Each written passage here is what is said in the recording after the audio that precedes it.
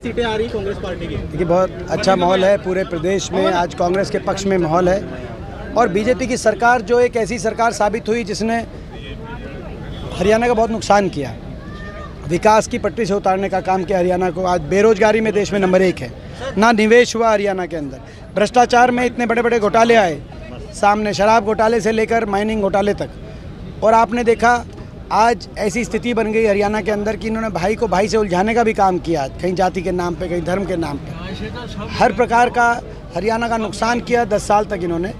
आज खुशहाली का प्रतीक, बेरोजगारी, नशे, अपराध का प्रतीक प्रदेश बन गया है और इसीलिए हरियाणा की जनता ने इस कुशासन से पीछा छुटाने का मन बना लिया है। गरीब आदमियों को उलझा दिया, सारी स्कीम्स बंद कर दी, आईडीओ में उलझा दिया, पहचान पत्रों में उलझा दिया, पोर्टल्स में उलझा दिया, नौजवानों को सीटी में, कच्ची नौकरियों में उलझा दिया।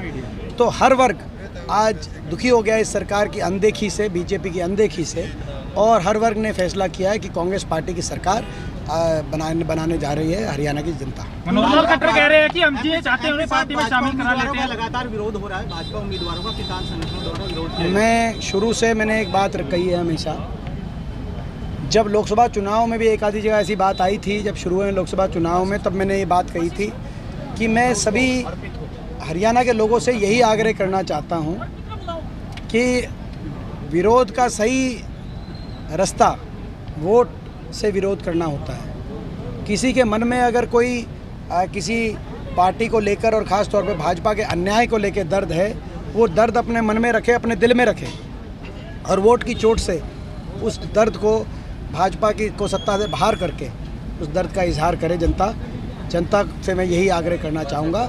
और किसी प्रकार के कोई विरोध का कोई स्थान लोकतंत्र में मैं नहीं मानता। मनोहर खट्टर कह रहे हैं कि जैसे आपके हेलीकॉप्टर तक आपके कार्यकर्ता पहुंच गए, पुंडरी में हेलीकॉप्टर तक आपके कार्यकर्ता पहुंच गए, सुरक्षा में कहीं ना कहीं सेंधी सुरक्षा में चूक थी। केवल पुंडरी में ही नहीं, मैं आपकी जानकारी में लाना चाह रहा हूँ कि लगभग हर रोज़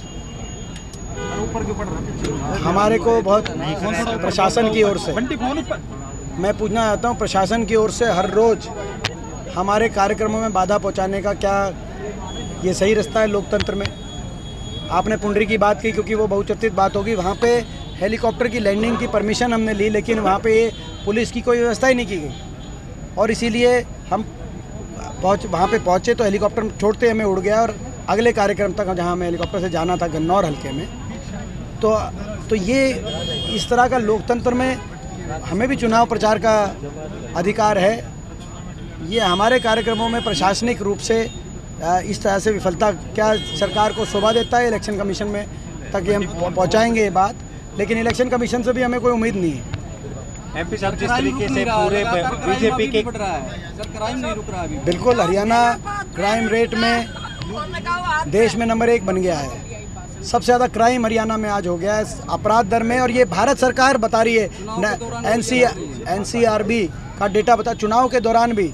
और आपने देखा चुनाव के दौरान भी यहाँ तक कि हमारे प्रत्याशी प्रदीप चौधरी के काफिले तक पे फायरिंग होने लग हो। ये ऐसी स्थितियाँ, ऐसे गैंग हरियाणा को के युवाओं को बर्बाद कर रहे हैं और हरियाणा के भविष्य पे अंकुश लगा रहे, क्योंकि निवेश नहीं होगा अगर क्राइम ऐसे ही रहा तो।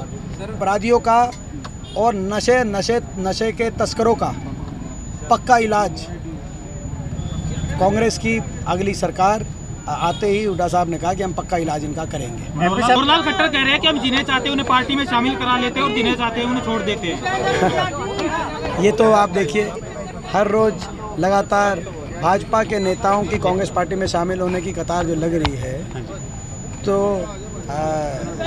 दिखाई दे रहा है रुख किस तरफ है।